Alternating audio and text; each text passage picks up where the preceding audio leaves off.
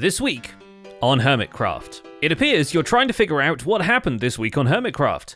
I can help you with that. Welcome to the Hermitcraft recap. My name is Pixel Riffs. Our writer is SlyXB. Captions on this video were provided by Liara.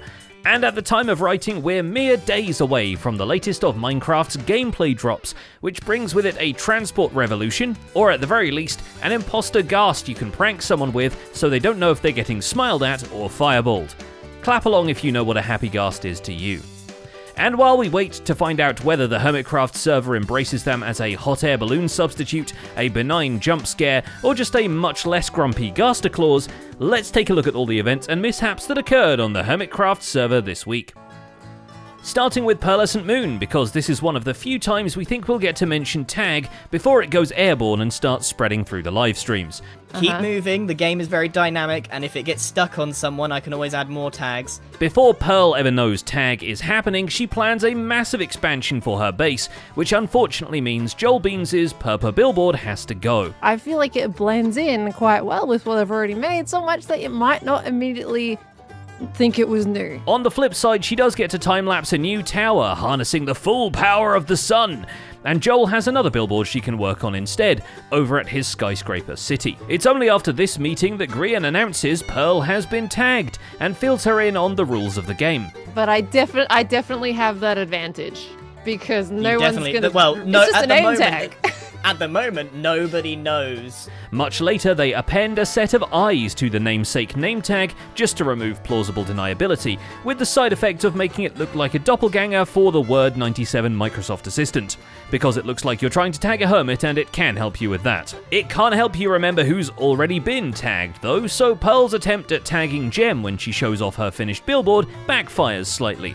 But the two of them team up to help Good Times with Scar join the game by turning the entrance to his zoo into Stitch, then holding the tag while he's monologuing. Child trauma, Pearl! Child trauma! Why? He's adorable. You're not a child. That's My not childhood child trauma is coming through of how Stitch ruined my life twice, not once, but twice, 2 times! Despite the server events now demonstrating just how disastrous this game could turn, False Symmetry seeks out the big board of lives and actively signs up to get shown a name tag randomly. Admittedly, between her winning demise and only spending a video and a half in exile, the server-wide events have only been good to False. Ditto for the Hermitcraft fan art gallery, which has now delivered the goods. It's an amazing one. Not sure who this person is, but I'm there placing a puzzle piece down, so... You know, it's me. It's me related. Cool, right? False stops by the museum and puts up the community paintings, as well as building a koi pond in the floor of her fan art hall, introducing the most distinguished fish to the server. That's 2 new rooms dedicated in the gallery this week between False Symmetry and Zombie Cleo, who also takes a good half of the episode to go through the fan art submissions, but kind as they may be to the people in their fan base, they don't mince words with their actual server mates, and call Cubfan135 right out for...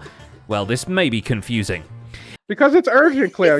This is not something to mess with. You remember what happened to Empires? Empires 2 shut down because the Skulk got out. You see, because Cleo has taken a bunch of diamonds from Cub's mineral deposits, Cub has now spread the Skulk destabilized by the change across Cleo's base. But what Cleo is complaining about here is that Cub has not spread enough Skulk across their base. They simply expected a bigger prank out of the guy because, well, during Empire's Season 2 crossover, he covered most of the server with the stuff. Like, I'm not that impressed. He's not even moved my grasses. And I'm disappointed. But now that Cub has finished the retaining wall across his base, ironically, there's nothing holding him back. The final touch are the literal cornerstones that serve as a maintenance hatch for the system launching the firework rockets as you run atop the wall and hit the pressure plates. Yes, the fireworks still launch behind you, so you can't actually see them as you run. Better learn to parkour backwards, I suppose. But the most important improvement to his base would be the altar to the server's own dragon egg, populated by dogs renamed the names of donation contributors from the Gamers for Giving charity livestream. Both because it is important to give kind people their dogs, and because the egg tribute is actually the last project on Cub's long list of base improvements before the mysterious top secret Phase 5. Which he does not explain or address in the slightest, so here's hoping Phase 5 is him flooding Zombie Cleo's base with Skulk. Alright, so now we should see Dragon comes out, fireworks launch, fireworks explode, Beautiful. And that day, our wolf pack grew by 20. Ladies and gentlemen, we have all the dogs now on the tower here. Tango Tech's minigame is entering a new phase. With the interest for hungry hermits once again on the rise, Tango decided the restaurant stress simulator is due for a second season. So he reopens the co-op experience, but with multiple gameplay rebalances and fixes to make it more interesting and empower the players to lose worse. For instance, the bone-giving dog now gives more bones, the item crafter crafts items faster, and the power-up responsible for making customers pre-order their foods actually does something as opposed to not. Which is one case in gaming where pre-ordering is actually fine. I removed that. It was broken, the redstone wasn't working for whatever reason, and you know what, even when it did work, it really wasn't that great. You can just glance in now and look and see what's going on. You can even look through the wall, boom. Though the season Tango really should be looking out for is Hermitcraft Season 7, and also winter because the roads get slippery. Impulse SV has tasked him with building the Season 7 tribute for the Metro Mayhem minigame, which, if anything, gives him an opportunity to gush about what he apparently considers the best Hermitcraft season, because the time the moon blew up didn't really leave an impression on him. And trying to do an homage to that kind of quality is going to be difficult. There's a lot of things that really should be in here, and I gotta be honest with you, there's a lot of things that I just couldn't figure out how to put them in here. Of all the things he recreates within the surfing subway, it's a surprise he remembers to add the Snips barbershop that BOO ran. But at least it gives Skizzleman one of the few customers for his banner shop, and that's nice. Speaking of Season 7 tributes, XB Crafted has a diorama to finish around the mob farm he's modelled after his floating base from that era of the server. Inspired by the ecological disaster he created for that base's lore, the Crimson Nylium has been spreading from cracks in the ground, but nature has been fighting back. The major difference since Season 7, however, is that both kinds of moss exist now, so not only can the grass be greener on the other side, but it can also have a border of pale moss where it transitions into the nether terrain. Look at this guy. Yeah.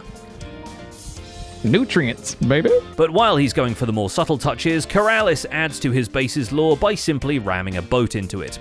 By his base, we also mean XB Crafted's base, by the way, because with his tropical paradise now sold to Rendog and re-rented back to him, Corrales decides to turn 180 degrees and turn them into a -30 as he sets sail for XB's Guardian Monument and builds a sailboat stuck in the iceberg right on its edge. It's remarkably Viking behavior from this very Polish man sailing under a British flag.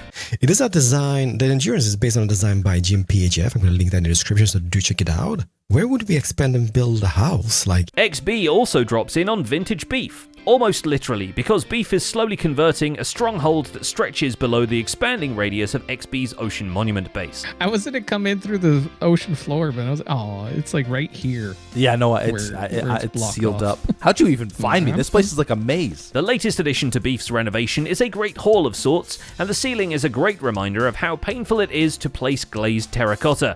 But the two of them go on a tour which reminds us all why Beef is doing this, and in the end, the ceiling is worth the struggle.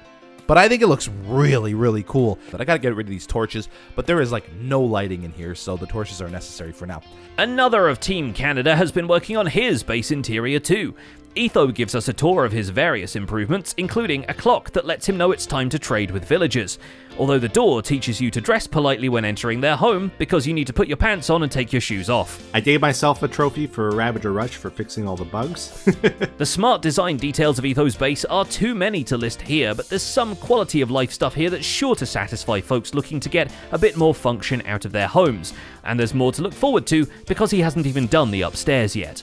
To it, because there's no space outside the building. The reason all that stuff is downstairs is because we can hide it underground. Playing all of Cubfan's carnival games also prompts him to design a shop sign for Ravager Rush, which might seem unnecessary considering everyone has been very eager to play it, but Etho wants closure.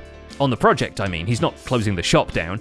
And let's be real, it's a good excuse to teach yourself to use the flashback mod and find out what it looks like when a Ravager gets surprised. I'm in the learning phase here. Hopefully in the future I can get better at using it here.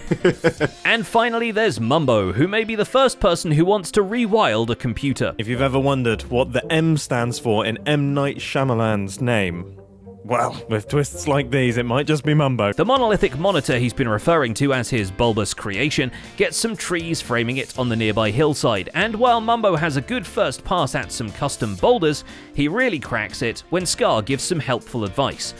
After which he really cracks up when discovering Cubfan has shaken hands with not one but two American presidents. Perhaps 3 if we can encourage enough people to write Tango Tech on the ballot. Briefly, shook his hand, you know. I've known you forever. You have never said this. I didn't think I never had an opportunity to mention it until now. I would have found a way. Anyway, to prove that he is redstone-pilled trapdoor maxing at this point, Mumbo revises the design of the monitor screen to a black and white version, which ends up way slimmer in terms of redstone, albeit much more susceptible to wind charges. Then again, it can cry and wiggle its mustache now, so what he's really done is reinvent the Tamagotchi. There are so many things that have run into one another here. It's crazy. And that's about it for this week's recap. Our writer is SlyXP, and my name is Pixel Riffs. Captions on this video were provided by Liara. Don't forget to leave a like while you're still here, and subscribe so you won't miss future recaps. Thanks for watching, and we'll see you next week.